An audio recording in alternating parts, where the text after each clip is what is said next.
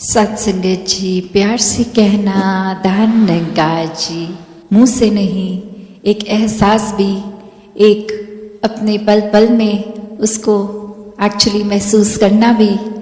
और सिर्फ समागम के रोज़ चल रहे हैं इसलिए ही नहीं, सुकून हर संत के मन में 24 घंटों का पूरी जिंदगी रहता है।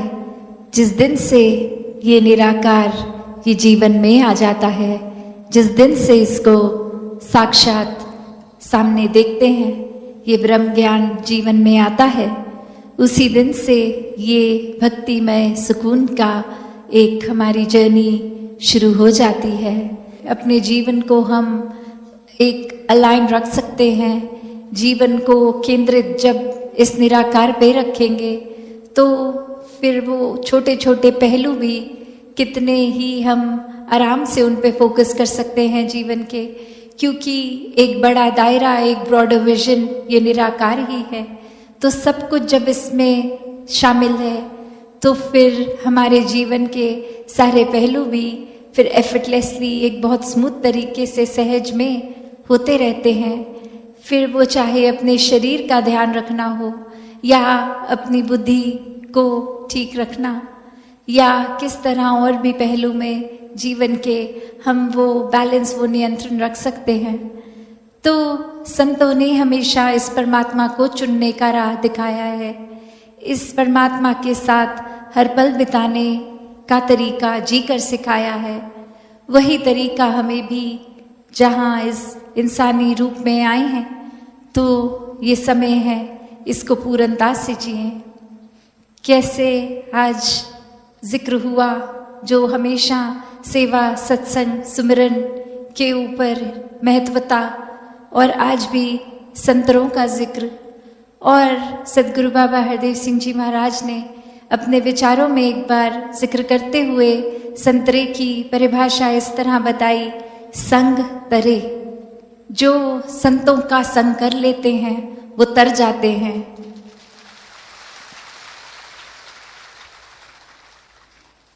तो सत्संग का महत्व इतना गहरा, जीवन में अपना हमारा संतों के साथ ये मिलाप, ये सत्संग, ये समागम कितने ही ज़रूरी कि जब तक जीवन में संत प्रवृत्ति है तब तक ही जीवन तर रहा है। फिर वो चाहे जीते जी जीवन में एक श्वास जिस तरह बिता रहे हैं वो भी एक बहुत ही प्यार से, एक मानवीय गुणों से, ह्यूमन वैल्यूज से जीकर वो बहुत ही सहजता से गोइंग विद द फ्लो, वो सहज में बहते बहते एक तर जाते हैं। और वहीं इस जीवन में फिर ब्रह्म ज्ञान लेके ये मोक्ष और मुक्ति के भी एक हासिल करने के लिए हकदार बन जाते हैं कि जब श्वास खत्म होंगे तो भी तर जाना है, इस निराकार में ही तैरना है। तो कैसे एक वो बात सिर्फ अक्सर हम जो सुनते हैं कि जीवन में ये चाहे इतनी रेपिटेटिव लगती हैं कि बार बार ही क्यों एक सत्संग के ऊपर फोकस करने को कहा होता है, एक हमेशा अच्छे जो गुण हैं उनको अपनाने को ही क्यों कहा जाता है, एक अपने दृष्टिकोण, नज़रिए को पॉजिटिविटी के ऊपर क्यों रखने को ही क्यों कहा जाता है। कुछ कहने का भाव ये नहीं होता कि अपनी आंखें बंद कर लो और कुछ देखो ही नहीं, पर भाव ये होता है कि अगर ये समुद्र में अगर हर कोई चीज़ है, चाहे वो प्लास्टिक के बैग हैं, कचरा है, वहाँ ही एक कीमती मोती भी हैं, तो हमें चुनना क्या है, हमें फोकस एक सुंदर वो मछलियों, वो कॉरल्स, एक पानी को साफ बनाने के ऊपर फोकस करना है या उसमें और कचरा डालना है। तो क्या हमारा नज़रिया होना चाहिए? तो होती तो सब चीज़ें हैं, अच्छी भी बुरी भी, पर संत हमेशा एक पॉजिटिविटी का ही चुनाव करने को कहेंगे कि जब फोकस ही पॉजिटिव होगा तो जीवन में पॉजिटिविटी ही उतरती रहेगी। संत कभी भी भागने को नहीं कहते कि नेगेटिविटी जैसी कोई चीज़ ही नहीं है, नहीं, ऐसा संत नहीं कहते। संत हमेशा कहते हैं कि होगा सब कुछ, पर चुनना क्या है, वो चुनाव चेतनता, विवेक से, इस ब्रह्म ज्ञान द्वारा जिनमें है वो बहुत ही खूबसूरती से जीवन को सही तरीके से जी लेते हैं। कैसे महाराष्ट्र की धरती में इतने अनेक संतों ने कितना कुछ लिखा, चाहे वो एक लोकल लैंग्वेजेस मराठी में भी अभंग भी लिखे गए, चाहे वो प्रसंग लिखे गए, एक कपलेट्स कोट्स, कितना कुछ यहाँ लिखा गया। और कैसे जीवन में इस देव को, इस पांडुरंग को ही प्राथमिकता देने के लिए एक समझाया गया। कैसे अपने जीवन में हम जब और कामों से ऊपर इस परमात्मा को ले लेते हैं तो वाकई ही मन का अहंकार एक चला जाता है। और जब तक एक शरीर में, एक सोच में अहंकार है, ईगो है, सेल्फिशनेस है, तो कुछ साफ साफ दिख ही नहीं सकता, कुछ साफ रास्ता एक समझ ही नहीं आ सकता। जैसे पानी का भी उदाहरण होता है कि पानी अगर एक जगह किसी पे स्टैग्नेटेड है, बिल्कुल उसमें रिपल्स नहीं आ रहे, तो वो ऐसा हो जाता है कि वो बहुत रिफ्लेक्टिव हो जाता है। हम उस ठहरे पानी में अपना चेहरा भी साफ साफ देख लेते हैं। पर अगर कोई उबलता पानी हो, एक बबल्स आ रहे हैं, लगातार स्टीम आ रही है, वो बिल्कुल भी स्थिर नहीं है पानी, उसमें तो हमें अपना चेहरा तक नहीं नज़र आ सकता। जो पानी अपने आप में इतना कैपेबल है, वो गुण रिफ्लेक्टिव है उसमें, फिर भी हम अपना चेहरा नहीं देख पा रहे क्योंकि वो अहंकार रूपी भाप, वो एक गुस्सा रूपी बबल्स, बहुत कुछ उसमें इस समय है। तो वैसे ही हमें अपने जीवन को, जहाँ इस परमात्मा ने सारे वो तरह से क्षमता दी है कि हम एक फरिश्ता का रूप धारण कर सकते हैं, ये आदमी ही है जो दानव भी है, फरिश्ता भी है, तो हमें क्या बनना है वो हमारे हर समय की, हर पल की चॉइसेस पे डिपेंड करता है कि हमें वाकई ही मनुष्य को एक मनुष्य की तरह जीकर फरिश्ता रूप, या फिर बिल्कुल ही जो हमारा बेसिक नेचर इस परमात्मा ने दिया है उससे बिल्कुल ही विपरीत जाना है, अलग ही दिशा में जाना है, जो बिल्कुल करने के लिए परमात्मा ने इस धरती पे भेजा था। ऐसा कोई भी काम ना करते हुए और ही एक मन को अपने मुताबिक, एक अपने फायदे के मुताबिक लेके उस तरह के काम करने लग गए। और फिर ये अहंकार और चढ़ता रहता है, पहले कभी कभी सूक्ष्म रूप पे जो हमें एहसास तक नहीं होता, धीरे धीरे वो इतना भरता रहता है कि फिर हमें अपने सिवा किसी और की ओर हम देखते तक नहीं हैं, अपने आप को भी सिर्फ और एक सबसे ज़्यादा इम्पोर्टेंट बना लेते हैं। तो कैसे अहंकार कभी कभी छोटी बातों पे, किसी भी अचीवमेंट पे आ जाता है।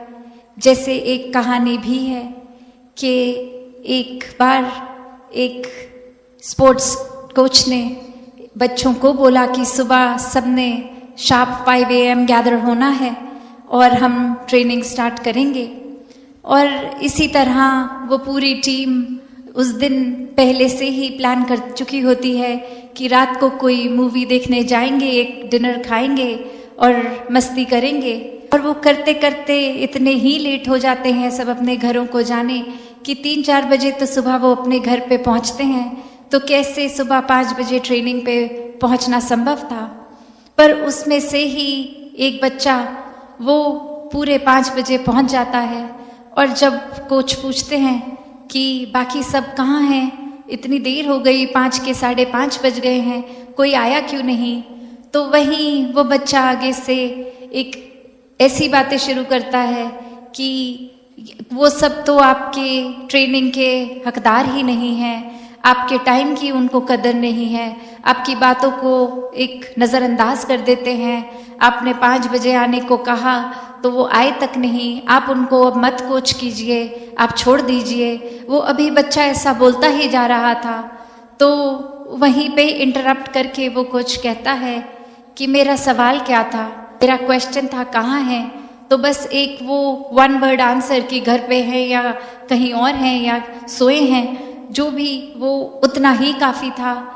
और उसको उस बच्चे को समझाते हुए आगे कहते हैं कि इतना कुछ गलत बोल रहे हो सबके बारे में, जो निंदा कर रहे हो, इससे तो अच्छा होता कि तुम भी 5 बजे ना पहुंचते, तुम भी उनकी तरह घर पे सोते रहते, ताकि खुद को इस अहंकार से तो बचा लेते कि और कोई पहुंचा नहीं। और मैं किस तरह टाइम पे और अपनी सेल्फ इम्पोर्टेंस बना ली कि मैं सबसे ज़्यादा अलग हूँ, स्पेशल हूँ, सीरियस हूँ। तो बात वही हो जाती है कि हम अक्सर एक ऐसी बातों का अहंकार कर बैठते हैं जो वाकई ही हमारे लिए, अहंकार तो खैर किसी भी चीज़ का अच्छा नहीं, पर कोई वो जो अचीवमेंट भी नहीं है उसका भी कर चुके हैं, क्योंकि वो तो एक बहुत बेसिक स्टैंडर्ड इंस्ट्रक्शन थी कि 5 AM रिपोर्टिंग टाइम है, पर सिर्फ वो इंस्ट्रक्शन फॉलो करने तक का अहंकार उस बच्चे में आया। तो कैसे हम जीवन में चाहे कोई उपलब्धि हो ना हो, हम कोई ना कोई कारण कर ही लेते हैं कि एक हम में देखो बाकियों से ज़्यादा कुछ अच्छाई है। तो भक्तों ने तो हमेशा से अपने आप को गवाया है, कि गिनवाया कि कैसे एक अपने आप को हम जब कुछ नहीं मानते, ये कोई वो बात नहीं हो रही कि सेल्फ रिस्पेक्ट खोने की बात नहीं, यहाँ हम्बलनेस की बात आ रही है कि कोई अपने सेल्फ एस्टीम को कम नहीं करने को कहा जा रहा है कि कैसे अगर कोई भी क्षमता है वो क्षमता में भी इस परमात्मा को ही देखें कि इस परमात्मा के कारण जो भी काबिलियत है सो है, तो उस काबिलियत का अहंकार नहीं बल्कि एक वो जिम्मेवारी की तरह लगता है कि अगर परमात्मा ने बुद्धि दी है, एक तेज दिमाग दिया है, तो हमें एक अच्छे साफ एक उपकारी ख्याल ही लाने हैं, एक नेगेटिव या नीचे ले जाने की ओर के ख्याल नहीं। और अगर शारीरिक बल है तो कैसे फिर इस शरीर को हम वो इंस्ट्रूमेंट बनाएं जो ऐसे काम हों, चाहे समाज के लिए या अपने लिए, जो हर एक को गिरते को उठाने वाले काम हों, एक ऊंचाई की ओर जाने वाले काम हों।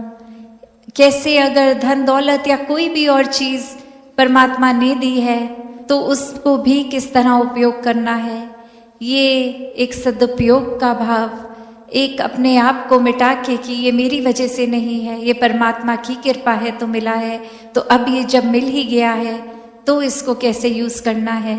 जैसे अभी हम सुन भी रहे थे कहानी राजपिता जी द्वारा कि कैसे वो राजा का इतना महल और वहाँ वो एक इंसान का अपना पहनने वाला कपड़ा, तो वस्तु का मोल करेंगे तो एक इतनी अनमोल चीज़ें होंगी चाहे उस महल में, तो भी वो एक भाव कैसा।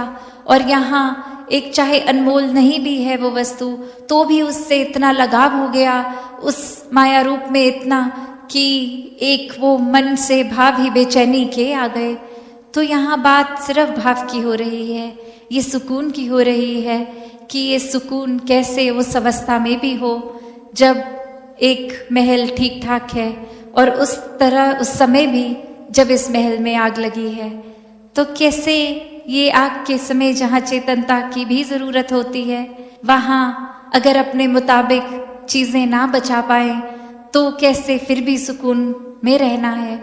तो भाव सिर्फ यही कि कैसे हर किसी में जहाँ इस परमात्मा ने सब चीज़ें डाल के एक इंसान बनाया है, एक सबसे जो अल्टीमेट क्रिएशन मानी जाती है परमात्मा की ये इंसान, तो कैसे फिर भी हम अपने आप का पूरा पोटेंशियल नहीं यूज़ करते, हम अपने आप को फिर बेकार के कामों में, एक बेकार की सोच में ही व्यस्त कर लेते हैं और ऐसे व्यस्त कर लेते हैं कि उस दलदल से बाहर ही नहीं आ पाते।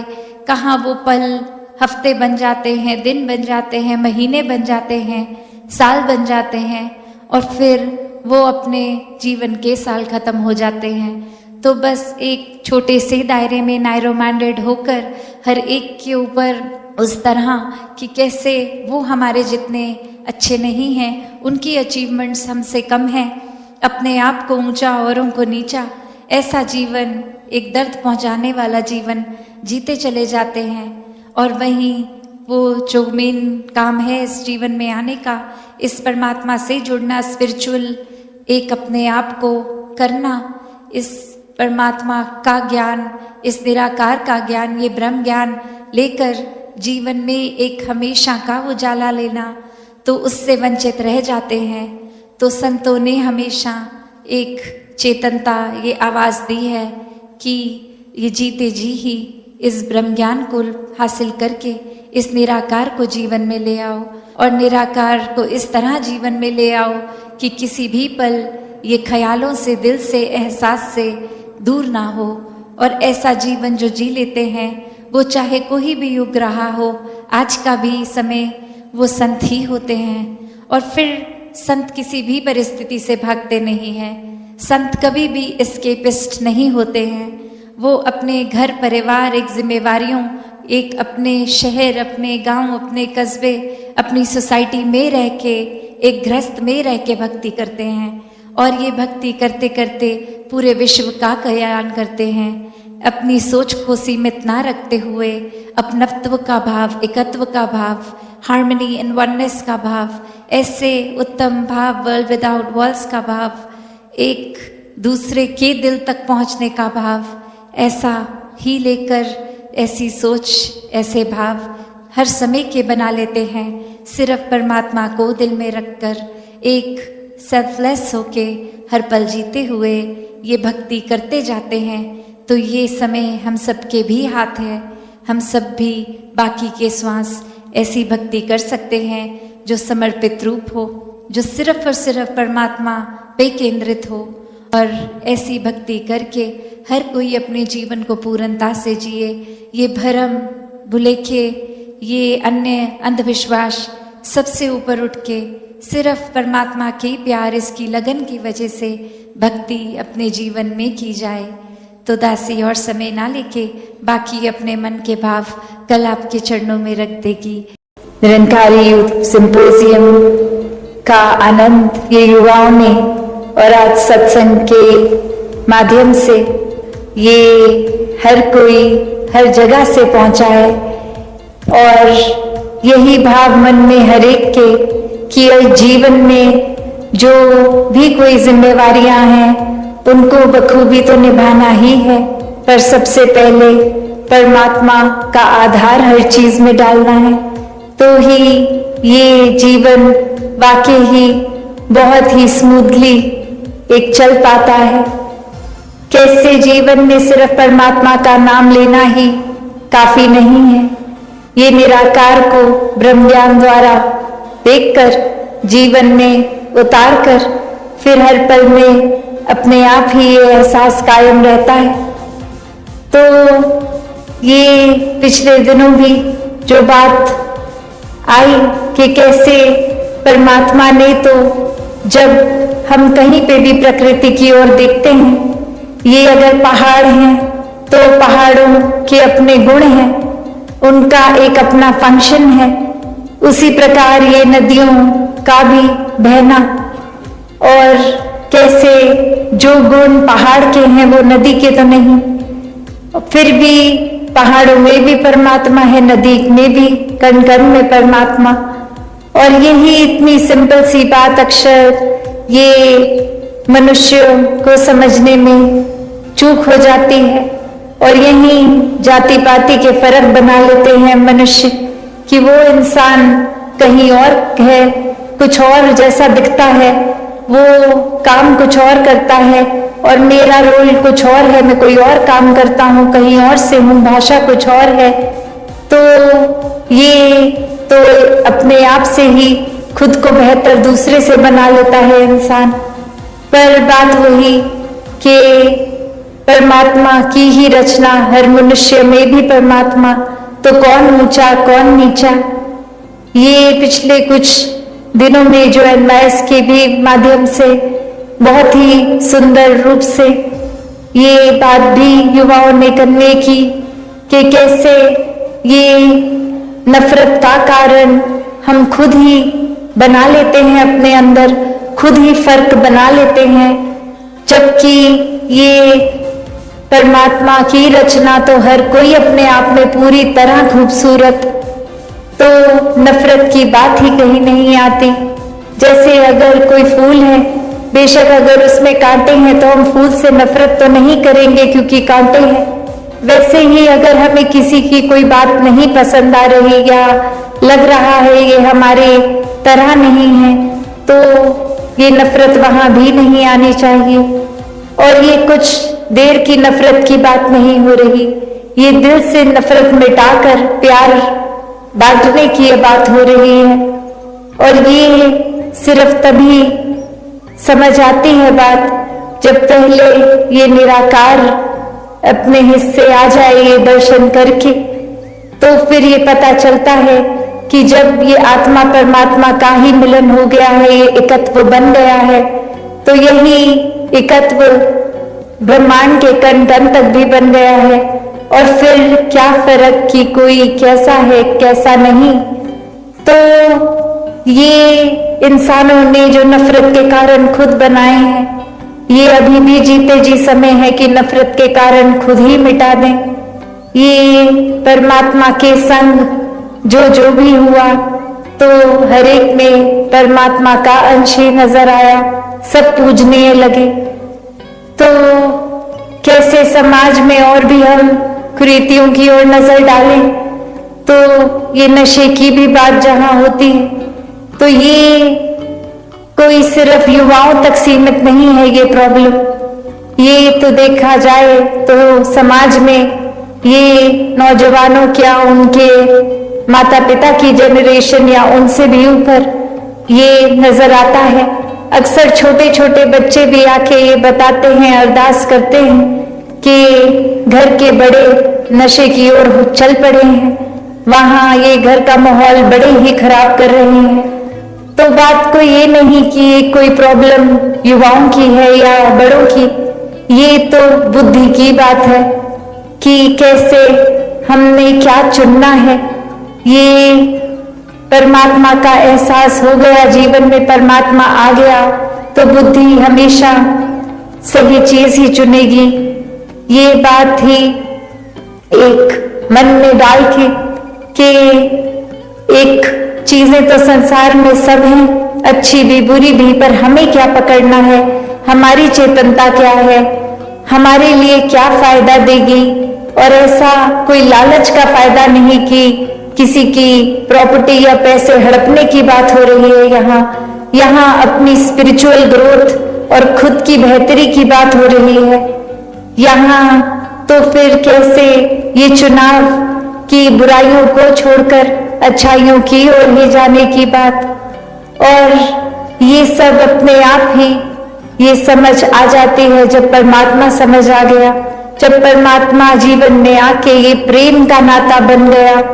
ये प्रेमा भक्ति शब्द तो सिर्फ दो प्रेमा भक्ति, पर ये एहसास कितना बड़ा कि ये भक्ति प्यार की, और प्यार से कायम विश्वास हुआ। ये जैसे अभी सत्संग में जिक्र हो भी रहा था, ये भय की भक्ति नहीं है, प्रेमा भक्ति है। ये कोई लालच की भक्ति नहीं है, कोई लेन देन की भक्ति नहीं है कि परमात्मा का नाम लो ताकि परमात्मा हमारे काम करता जाए।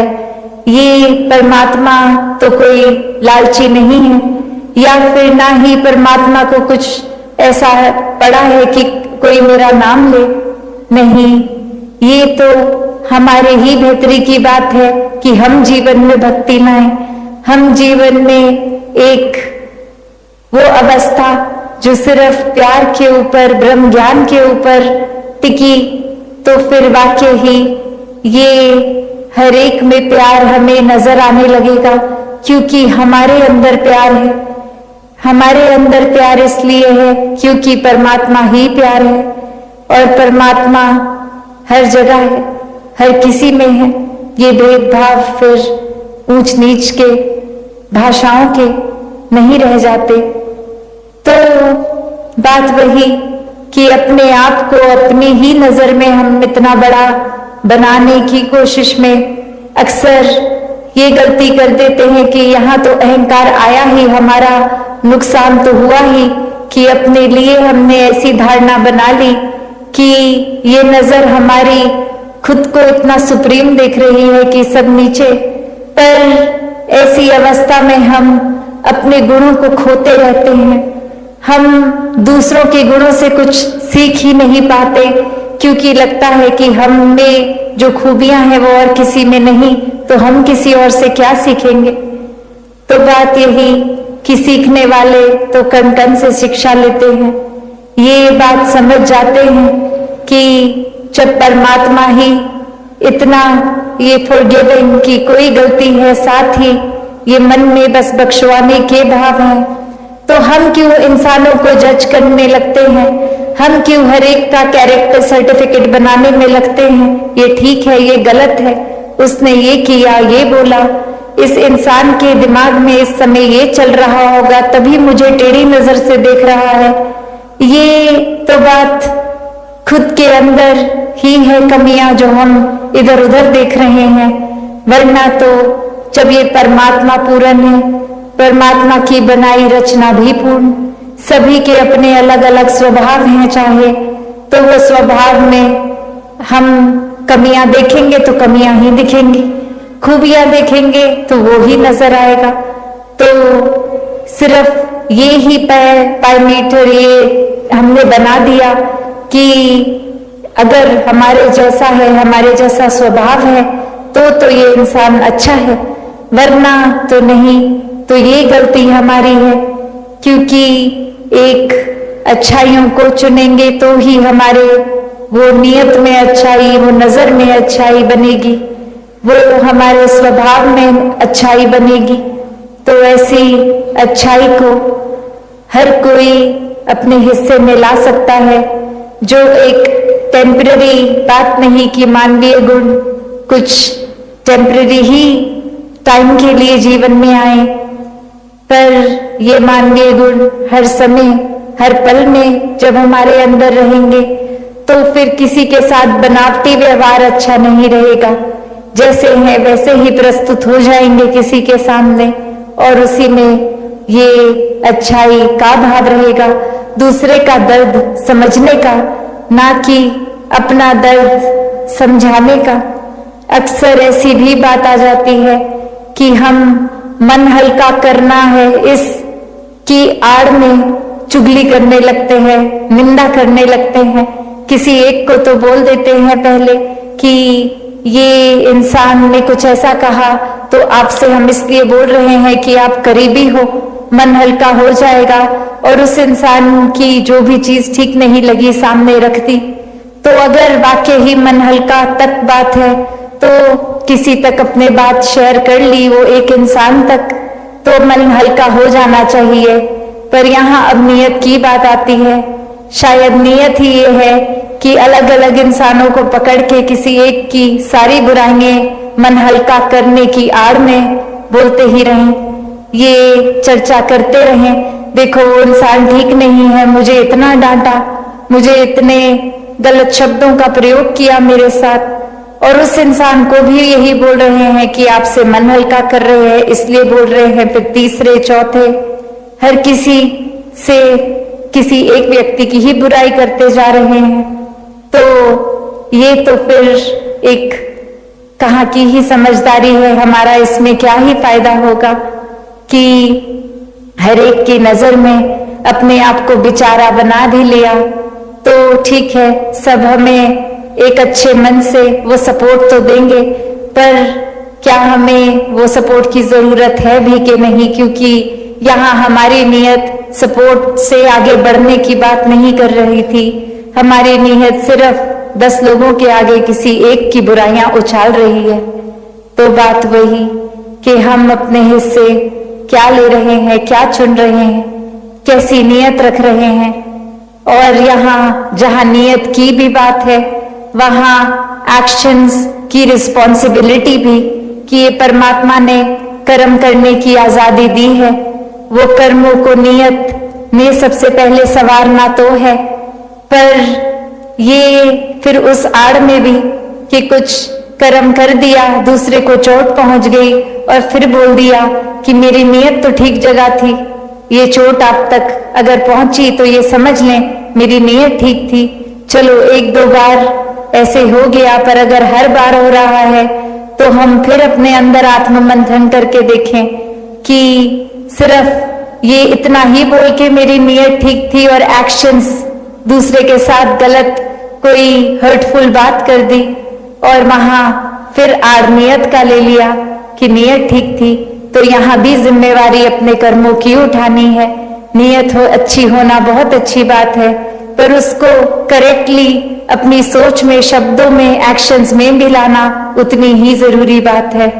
तो दातार कृपा करे हर कोई, हर एक मानव से प्यार करने लगे और वो दिखावा भाव, लालच भाव, दूसरे की लकीर छोटी करके अपनी बढ़ानी नहीं, हर किसी को वाकई ही इस दिल में बसाते हुए, हर किसी से प्यार दिल को इतना विशाल करते हुए कि दूसरों की कमियों को हम इतना तवज्जो ना दे।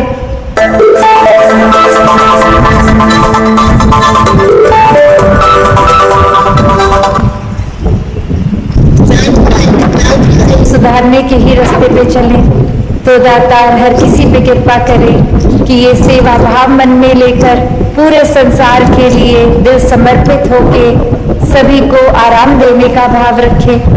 और ये सत्संग, ये संतों का संग, ये सच के साथ जुड़ने की बात है। तो संतों ने तो सच के साथ ही जोड़ा है और जितना ज्यादा संतों के साथ समय ये सत्संग करने में लगाएंगे, जीवन एक सही दिशा में सुधरता जाएगा और मन से ये सुमिरन भी परमात्मा की साथ ये लगन लगती जाएगी। तो दातार हर किसी पे कृपा करे कि ये भक्ति कोई किताबी बात नहीं है। ये जितनी रियल आज से हजारों साल पहले थी, आज भी इतनी डिस्ट्रैक्शंस, इतने सोशल मीडिया के युग में भी उतनी ही पॉसिबल, उतनी ही रियल, उतना ही ये दिल से की जा सकती है। बस ये भाव प्यार का बना के रखें परमात्मा से, क्योंकि परमात्मा ही प्रेम है और प्रेम ही परमात्मा है। दातार कृपा करे हर किसी का ये उद्देश्य मानव जीवन का परमात्मा की प्राप्ति भी हो, ब्रह्म ज्ञान से परमात्मा को जीवन में लाकर हर पल परमात्मा के एहसास में रहें। सत संगत जी, प्यार से कहना धन निरंकार जी। धन निरंकार जी। एक बार फिर एडिलेड शहर में सत्संग करने का ये अवसर मिल रहा है, जहां 2024 में आना हुआ और फिर 2 वर्षों बाद आप सबके बीच यहां पहुंचकर बहुत ही खुशी भी महसूस हो रही है। और निरंतर ये जो आवाज दी जा रही है सदगुरु द्वारा, मिशन द्वारा, कि खुद की पहचान कर ली जाए, क्योंकि जब अपनी असली पहचान मिल जाती है तो जितने भरम भुलेखे जो मेरे जीवन की गाड़ी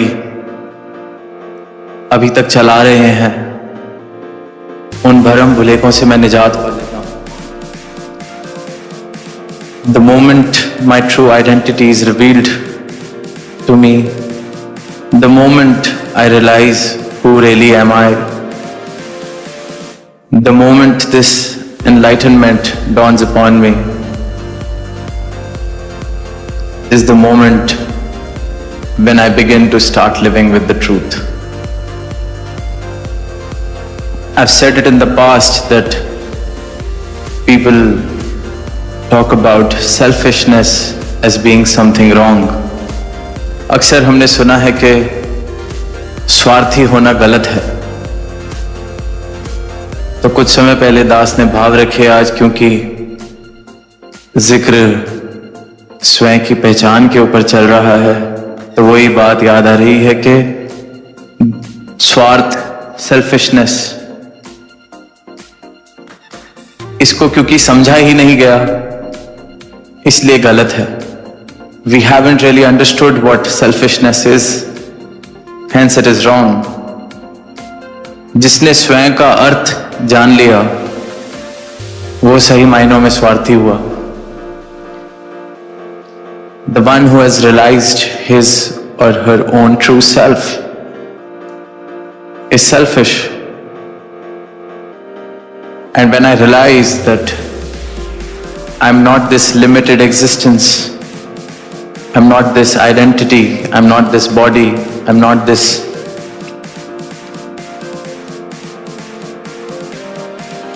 this who really I think I am, but I'm part of this limitless, this boundless, this whole, I'm a drop which is part of the entire ocean. When this realization dawns upon me, then my selfishness will also become boundless. My selfishness will no longer remain limited to my own individual gains, my own individual interests, because my own individuality would seem or would become a limited identity for myself. I would realize that my identity, myself, who I really am, is this boundless whole. So whenever I will be in a moment of selfishness, I will be seeking the interest of this entire whole and not just a part I used to believe I am. जब अपना अर्थ मुझे पता चल जाता है तो मेरा स्वार्थी होना भी कल्याणकारी हो जाता है, क्योंकि अपना अर्थ मुझे पता चल गया। कल तक जब तक मैं समझ रहा था कि ये शरीर मैं हूं, ये परिवार मेरा है, ये नौकरी मेरी है, ये धन मेरा है, तो मेरा स्वार्थी होना सिर्फ इसी को बढ़ाना, इसी की पालन पोषण के बारे में सोचना होता था। अपना ख्याल रखना, अपने परिवार का ख्याल रखना, अपनी धन दौलत को बढ़ा लेना, अपनी संपत्ति को बढ़ा लेना, मेरा स्वार्थ इन सब चीजों में बंधा हुआ होता था। और जब ये समझ आया कि मैं तो इस पूर्ण का एक हिस्सा हूं, ये जितनी खलकत दिख रही है, जितने चलते फिरते मानव दिख रहे हैं, ये सब मेरा ही रूप है, मैं इनका ही रूप हूं, तो फिर मेरा स्वार्थ भी सबके कल्याण वाले भाव बन जाते हैं। इसलिए शुरू से सुना है कि संतों ने सबका भला मांगा, सबके कल्याण की कामना की, क्योंकि अपना अर्थ पता चल गया कि ये सीमित मैं, मेरा अर्थ नहीं है, मेरा अस्तित्व नहीं है, ये पूरे का पूरा कुटुंब मेरा है। तो अब जब मैं स्वार्थी हुआ तो मैं सबके लिए स्वार्थी हुआ, सबके कल्याण के लिए, भलाई के लिए, खुशी के लिए, अमन के लिए मैं कामना कर रहा हूं। When I realized that I'm just not a limited existence, but a part of the entire whole, that you are me, I am you,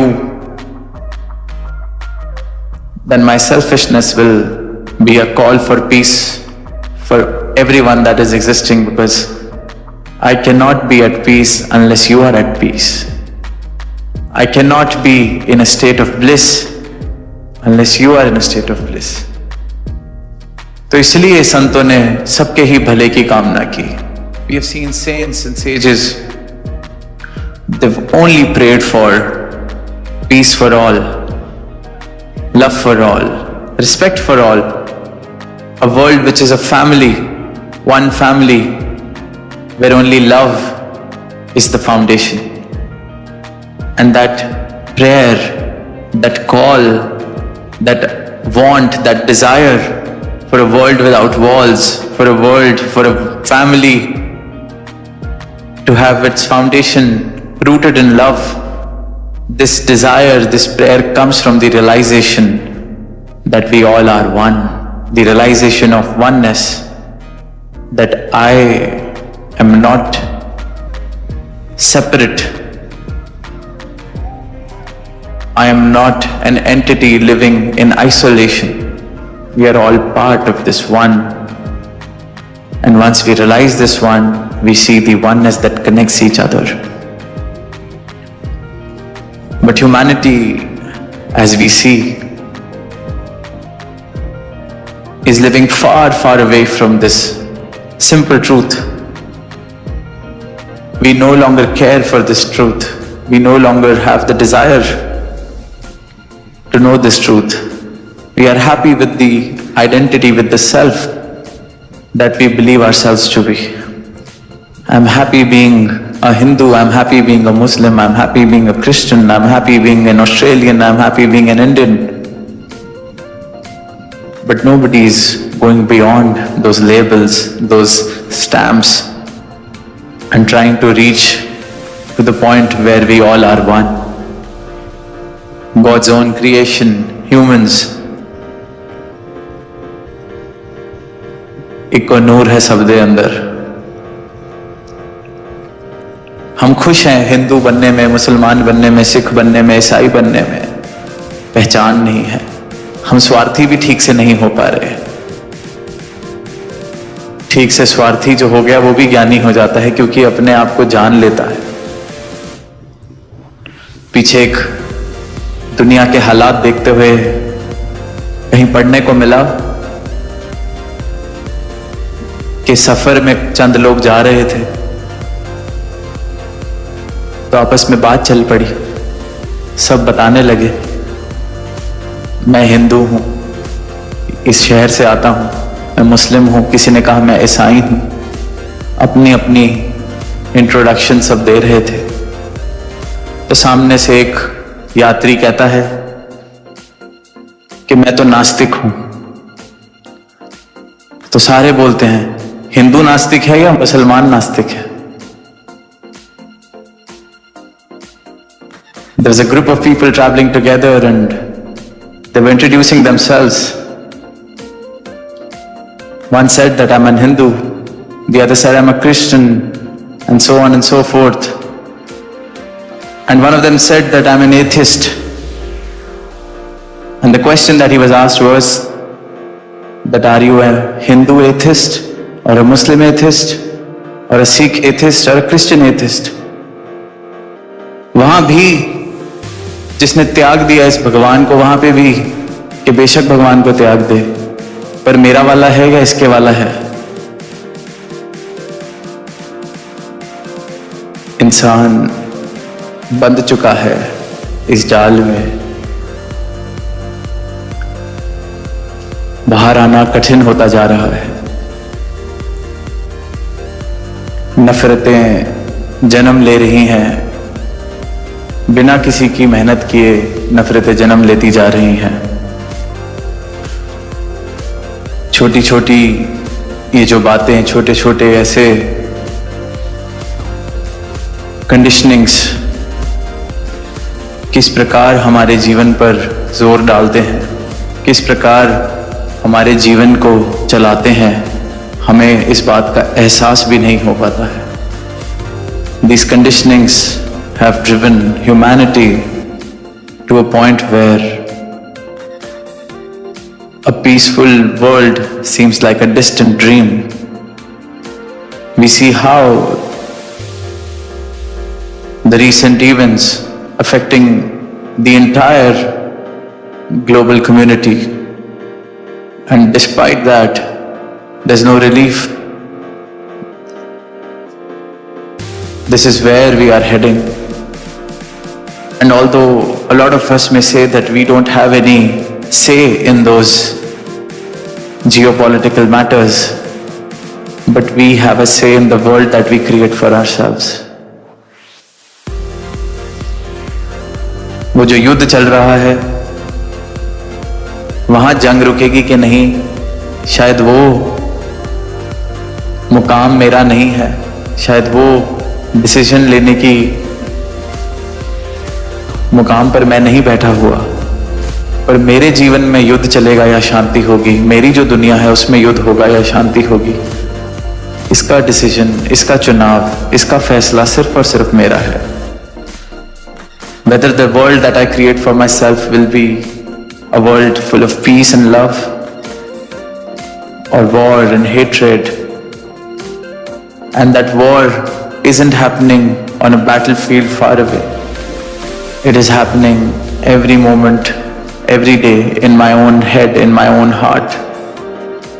And it is up to me whether peace will prevail or whether this war is going to continue. Every moment I'm fighting my own self over something. Every moment I'm fighting my own failures, my own desires. I'm setting my own standards, trying to meet them. And if I do, I'm happy. And if I don't, then I've declared myself a failure. There's a quote which says that we are more afflicted in the mind, we are more afflicted in thought than in fact. कि हम अपने ख्यालों में ज़्यादा पीड़ित हैं, हम अपनी सोचों में ज़्यादा पीड़ित हैं, पर सच्चाई इतनी खराब नहीं है। मेरी बनाई हुई दुनिया है, मैं इस दुनिया में क्या बनाता हूँ, क्या चाहता हूँ, कैसी दुनिया अपने लिए बनाना चाहता हूँ, चैनो अमन वाली या परेशानियों वाली। एक बहुत छोटा सा एग्जाम्पल, हम सब हेल्थ कॉन्शियस आजकल सुनते हैं, सब कोशिश कर रहे हैं जैसे कल दिखते थे उससे बेहतर दिखने की, कल जितना वजन था उससे थोड़ा कम हो जाए इसकी। जिम जाते हैं, स्पोर्ट्स खेलते हैं। अब बड़ी छोटी सी बात पर एक यही लड़ाई हमारे मन की, क्योंकि मन ही इस लड़ाई का कुरुक्षेत्र भी है, मन ही इस लड़ाई का राम भी है, रावण भी है। मन में ही ये युद्ध चल रहा है, मन में ही ये शांति होनी है। तो कभी अगर ख्याल हो कि मीठा नहीं खाना क्योंकि ठीक थोड़ा वजन कम करना है, पर मन पसंद मीठा आ जाता है सामने, तो मन खुद को ही समझाता है कि चलो एक हफ्ते से नहीं खाया, आज थोड़ा सुबह उठा था तो पतला भी लग रहा था। और फिर जब आता है तो मन से परमिशन लेके एक दो चम्मच खा लेते।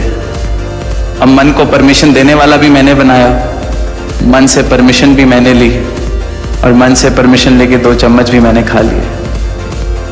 और फिर उस दिन 2 चम्मच की और परमिशन भी मैं दोबारा ले लेता हूं, और फिर मैं शीशे के आगे जाके खड़ा हो जाता हूं उसी शाम को, ये गलती हो गई, नहीं खाना चाहिए था, इन 2 चम्मच से ही पेट भर आ गया है। मन, पतले होने का ख्याल भी इसी मन ने बनाया। उस मिठाई को देख के परमिशन देने वाला अफसर भी ये मन बन गया, मिठाई को खा के परेशान होने वाला भी ये मन बन गया।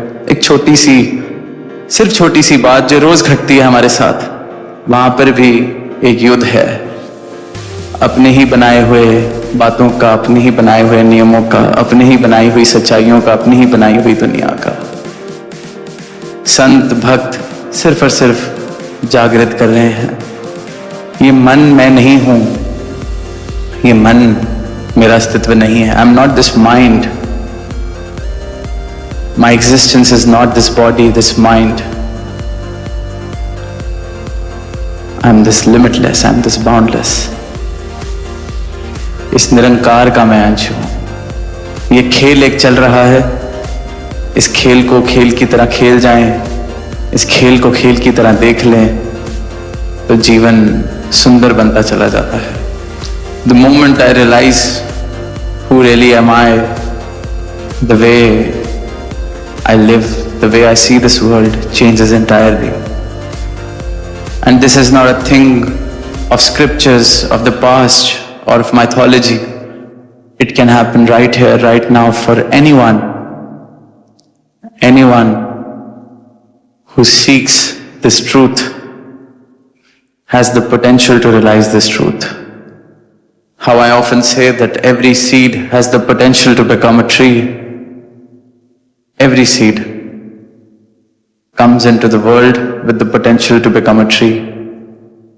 But it first needs to be ready to be buried in the ground, to accept the darkness in the ground before it becomes a tree.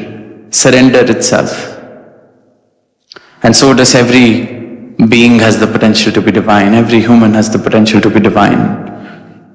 I should have the utmost desire to realize this divinity, the utmost desire and humility to seek this truth. तो अंत में यही भाव के ये मानव जन्म मिला है। हम पढ़ते हैं बार बार शास्त्रों में, वेदों में, संतों की वाणी सुनते हैं, बहुत अनमोल है। बहुत ही अनमोल, पर इसका मूल डालने की जिम्मेवारी हमारी है। एक एक मानव अपने जीवन का खुद मूल डाल सकता है। संत आवाज दे रहे हैं, चेतन कर रहे हैं, सदगुरु धरा पर आकर कृपा कर रहे हैं, अपना कर्म कर रहे हैं, पर जागने की जिम्मेवारी हर एक इंसान की अपनी, मूल डालने की इस मानव जन्म की सबकी जिम्मेवारी अपनी। और दातार ऐसी मेहर करे कि सभी ऐसा मूल डालें इस मानव जन्म का कि मानवता खिल उठे, मानवता ही एक धर्म बन जाए, मानवता की सेवा ही धर्म बन जाए। May we all realize this truth so that humanity becomes the one true religion that binds us all. Love becomes the language, love becomes the foundation of all our relationships. Our head maybe rise above the labels of being whoever we are right now and rise above them to become humans. सात संगत जी, ब्रह्मज्ञान से मोक्ष की प्राप्ति, झूठ से रिश्ता। सात संगत जी, परम सत्कार आदरणीय महापुरुषों, बड़े प्रेम से कहिए धन निरंकार जी। महापुरुषों, सभी संत महापुरुष, गुरु पीर पैगाम्बर और हमारे सभी धर्म ग्रंथ इंसान को युगों युगों से यही समझाते आ रहे हैं कि इंसान तेरा यह खाना पीना, पहनना और आलीशान मकानों में रहना, स्वादिष्ट भोजन ग्रहण करना, यह सब कुछ परमात्मा के ज्ञान के बिना बिल्कुल बेकार है। भले ही देखने में तुझे कितना साफ सुथरा और कीमती मकान नजर आ रहा है, कितने ही स्वादिष्ट भोजन तुम खाते रहो, लेकिन महापुरुष कहते हैं संतों कि परमात्मा की बगैर और इस परमात्मा को मन से विसारे बगैर, इसको अपने जीवन से निकालने के बाद तो चाहे कितनी भी कीमती चीजों का सेवन कर रहा हो, तो यह सब ऐसे है जैसे कुकुर जटन में मुंह पाए कि जिस प्रकार से एक कुत्ता कूड़े में मुंह डालता है, तो यह सब इसी तरह से अगर इंसान इस प्रभु निरंकार को विसार देता है तो यह सारा कूड़ा ही कूड़ा है। जैसे कहा गया है कि नाम बिना मर्तक श्रृंगार, कि जैसे अगर कोई मरा हुआ शरीर पड़ा हो और उसका श्रृंगार क्या होगा, क्या उसकी सजावट करेंगे, क्योंकि सजावट तो उनकी की जाती है जो जीवित होते हैं, जिनका जीवन चल फिर रहा होता है, जो रोज नए वस्त्र पहनते हैं और अच्छी तरह से अपने शरीर की सजावट करते हैं। तो महापुरुषों, इसी तरह इंसान की भी इस नाम के बिना ऐसी ही अवस्था हो जाती है। तो सुनने में भले ही हमें यह बड़ी कठोर बातें लगती हो, बड़ी अजीब सी नजर आती है, लेकिन वास्तव में यह कठोर हकीकत है जिससे हम अपनी आंखें मंदक बच नहीं सकते, मूंद कर बच नहीं सकते। जैसे एक बिल्ली आ रही थी और वह एक कबूतर बैठा हुआ था, तो उससे पूछा गया कि अब की बार तू कैसे बचेगा, तो वह कहता है संतो कि मैं अपनी आंखें मूंद लूंगा। तो अपनी आंखें मूंद लेने से बिल्ली से तो नहीं बचा जा सकता, फिर जो बिल्ली को काम करना है वह तो उसे कर ही लेना है। तो इसलिए हम भी अगर अपनी आंखें ही मूंद लेंगे संतो, तो हम भी इस हकीकत से नहीं बचने वाले। फिर मौत की बिल्ली जीव के कबूतर को कबूतर की तरह ही मार देती है। तो इसलिए महापुरुषों ने इस हकीकत का बयान किया है कि इंसान इसे सुने, इस तरफ विचार करे और अपने सही मार्ग पर चले, इस परमात्मा निरंकार दातार के साथ नाता जोड़कर अपना जीवन सफल करे, अपना मुख उजाला करे और परम सुख को प्राप्त हो। इसका संसार में आना भी धन्य हो, और जब यह शरीर नहीं रहे तब भी इसको मुक्ति प्राप्त हो जाए। लेकिन महापुरुषों, इंसान संतों महापुरुषों की बात सुनता कहाँ है, सुनने को तैयार ही नहीं है, इस प्रभु परमात्मा को अपने मन में बसाने को तैयार ही नहीं है, इसको जानने को तैयार ही नहीं है, बस झूठी मोह माया में फंसकर अपने जीवन की यात्रा को तय कर रहा है। और जो एक बार कोई आदमी किसी गली से गुजर रहा था तो उसे एक मकान से लड़ाई झगड़े की आवाज सुनाई दी संतो, तो वह रुक गया और उन्हें समझाने के इरादे से उस मकान में चला तो गया, वहां देखा कि पति और पत्नी क्रोध में आपस से लड़ रहे हैं। तो जब उस इंसान ने पूछा कि आप लोग क्यों लड़ रहे हो, तो पहले पति बोला कि मैं लड़के को डॉक्टर बनाना चाहता हूं, लेकिन मेरी पत्नी इसमें अड़चन डाल रही है और यह इस बात पर अड़ी है कि मैं अपने बेटे को वकील बनाना चाहती हूं। तो जब उस इंसान ने यह सुना तो उसने कहा कि इसमें झगड़े वाली क्या बात है, आप अपने बेटे को बुलाकर उसी से पूछ लीजिए कि वह क्या बनना चाहता है। हो सकता है कि वह आपको ना बताना चाह रहा हो, तो उसे बुलाइए, मैं ही उससे पूछ लेता हूं कि वह क्या बनना चाहता है। तो संतो यह सुनकर पति और पत्नी दोनों चुप हो गए और जब इंसान ने लड़के को बुलाने के लिए कहा, फिर से कहा, तो पति बोला कि लड़का तो अभी पैदा ही नहीं हुआ है। तो महापुरुषों कहने का भाव कि हम आज प्रभु परमात्मा के नाम पर एक दूसरे को नीचा दिखाने और एक दूसरे को मारने काटने के लिए हरदम तैयार रहते हैं, लेकिन इस प्रभु ईश्वर को अपने हृदय में जन्म ही नहीं देते। जब हम इसे अपने हृदय में जन्म देंगे, जीवन में उतार लेंगे, तो फिर कोई कारण ही नहीं रह जाएगा कि हम एक दूसरे को पराया माने, एक दूसरे को बेगाना माने, एक दूसरे को नीचे दिखाने का प्रयत्न करें। यानी यह सारे लड़ाई झगड़े, कल और अशांति तब तक है जब तक किसी महात्मा की कृपा से, गुरु की कृपा से हमारे हृदय में निरंकार प्रभु का ज्ञान उत्पन्न नहीं होता और हमारा नाता इस प्रभु परमात्मा से नहीं जुड़ता, क्योंकि इस ब्रह्म ज्ञान से ही मन में शांति, संतोष और सुख पैदा होता है। सतगुरु से ईश्वर का ज्ञान लेने के बाद पता चलता है कि पूरी सृष्टि, सारी कायनात का सृजनहार और रचयिता यही निरंकार प्रभु परमात्मा है, जो तीन काल सत्य है। लेकिन इस पर हमारा विश्वास सतगुरु से ज्ञान प्राप्त करने के बाद ही उत्पन्न होता है। जैसे संतो इंग्लिश में एक कहानी आती है जिसमें बिलीवर्स और नॉन बिलीवर्स का जिक्र आता है। नास्तिक अपनी जगह पर अड़ा है, जो प्रभु को मानता ही नहीं। वह कहता है कि यह सब तो अपने आप ही हो गया, यह तो मौसम का सिलसिला है, कुछ भूचाल आया, कुछ हिला और यह संसार अपने आप ही बन गया। तो एक पिता भी ऐसे ही कह रहा था। तो जब एक दिन वह घर लौटा तो उसने देखा कि उसकी एक बड़ी ही सुंदर सी तस्वीर कागज के टुकड़े पर बनी हुई है। वह कहने लगा कि यह कैसे बनी। तो बच्चा बोला कि पिताजी आप जानते नहीं आज कितनी तेज हवा चली थी। पिता बोला हाँ पता है। तो फिर बेटा फिर से बोला कि खिड़की खुली हुई थी और हवा के साथ जोर से पहले एक बरस आया, फिर रंग आया और फिर कागज आया और आपकी एक खूबसूरत तस्वीर अपने आप ही बनकर तैयार हो गई।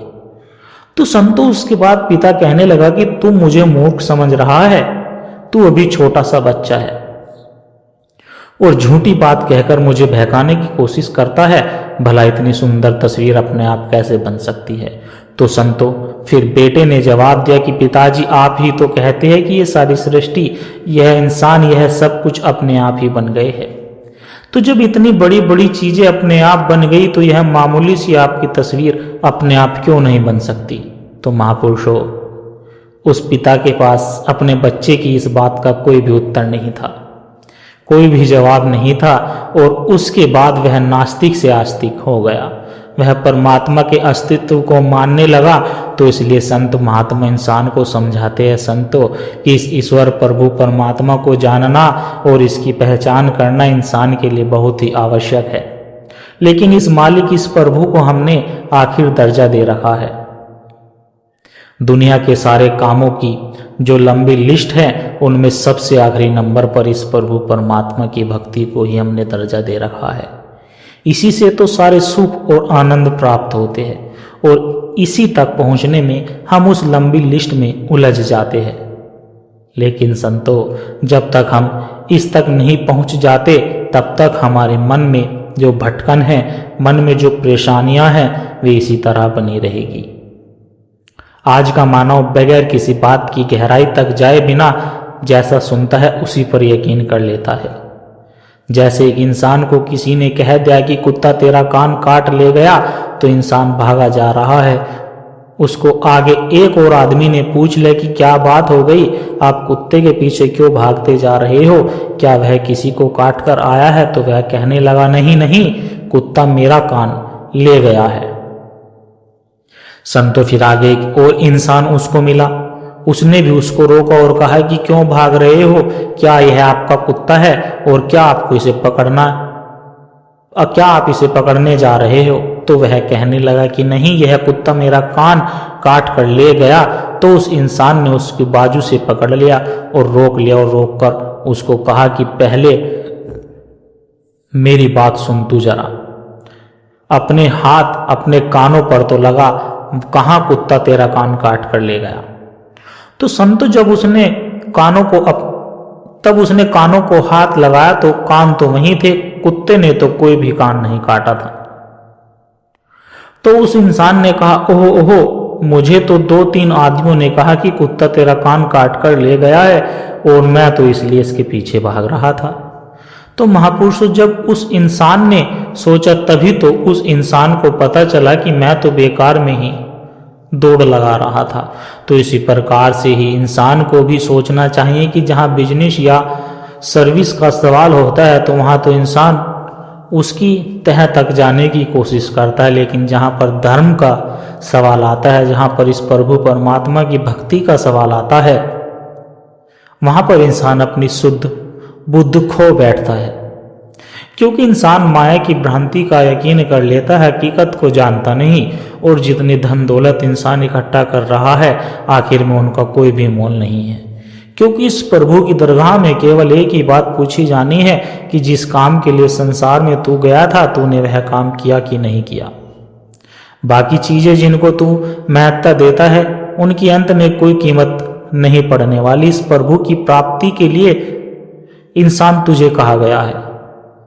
यह बात, यह अवस्था तेरे ही हिस्से में आई है, तुझे एक मौका मिला है। अगर तू इस काम को नहीं किया फिर तूने कुछ नहीं किया, और भले ही तूने सब कुछ बना लिया, संसार में तरक्की भी कर ली, लेकिन परमात्मा को जाने बगैर इन सभी पदार्थ में सभी प्राप्तियों का कोई भी कुछ नहीं होने वाला। समय के साथ यह सब बदल जाती है। तो महापुरुषों, अंत में दास बस इतना ही कहेगा कि संत महापुरुषों ने इंसान को केवल याद दिलाने की कोशिश, जगाने की कोशिश ही की है। भले ही इंसान को समझने के लिए कहीं पर कठोर शब्द भी कह दिए हैं, बड़े सख्त शब्द भी कह दिए हैं कि इंसान अगर तू इस काम को नहीं करेगा तो पशु वाली तेरी हालत होने वाली है। तो पशु जैसा बना रहेगा, जानवरों जैसा बना रहेगा। और कहीं पर संतों ने, महापुरुषों ने हाथ जोड़कर विनती भी की है कि करो विनती सुन मेरे मित्र, करो विनती सुन मेरे मित्ता, संत टहल की बेला, यहाँ खाटी चली हरीला, आगे बसंत सुहेला। तो महापुरुषों, दास यही प्रार्थना और अरदास करता है कि दातार सबको आपके अपने चरणों का ध्यान दे, सबको इस परमात्मा, इस निरंकार प्रभु का एहसास दे, ताकि सभी इस परमात्मा की भक्ति कर सके और अपना यह लोक सुखी और परलोक सुहेला कर सके। तो साथ संगत जी बड़े प्यार से कहना धन निरंकार जी। और दास आशा करता है कि दास के द्वारा कहे विचार आप सभी संतों को अच्छे जरूर लगे होंगे।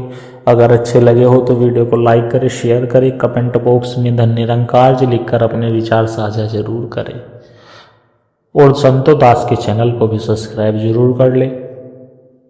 और एक प्यारी सी अरदास हो रहा है संतों आप जी के चरणों में, अगर इन विचारों ने आपके दिल को छुआ है, अगर आपको इन विचारों से आत्मिक शांति का एक कण भी महसूस हुआ है, तो इस ज्ञान के प्रसाद को केवल अपने तक सीमित ना रखे, इस प्रेम के पैगाम को आगे औरों तक भी पहुंचाए। क्योंकि संतों, एक दिए से ही दूसरा दिया जलता है। जब हम इस सत्य की आवाज को रूहों तक पहुंचाने का माध्यम बनते हैं तो यह भी निरंकार की एक बहुत सुंदर सेवा ही होती है। और इस ज्ञान की धारा से सदगुरु के इन विचारों से निरंतर जुड़े रहने के लिए आप हमारे सत्संग के डिजिटल परिवार का हिस्सा बन सकते हैं, ताकि जब भी कोई नया विचार साझा हो वह आप तक सहज ही पहुंच जाए और हमें एक दूसरे के विश्वास से बल मिलता रहे। सदगुरु हम सबकी छोटी छोटी सेवाएं स्वीकार करे और दास को भी आशीर्वाद दे के दास हर रोज आप जी के चरणों में ऐसे ही सुंदर सुंदर प्रेरणादायक कहानी विचार लेकर आता रहे, साथ संगत जी प्यार से कहना। धन निरंकार जी।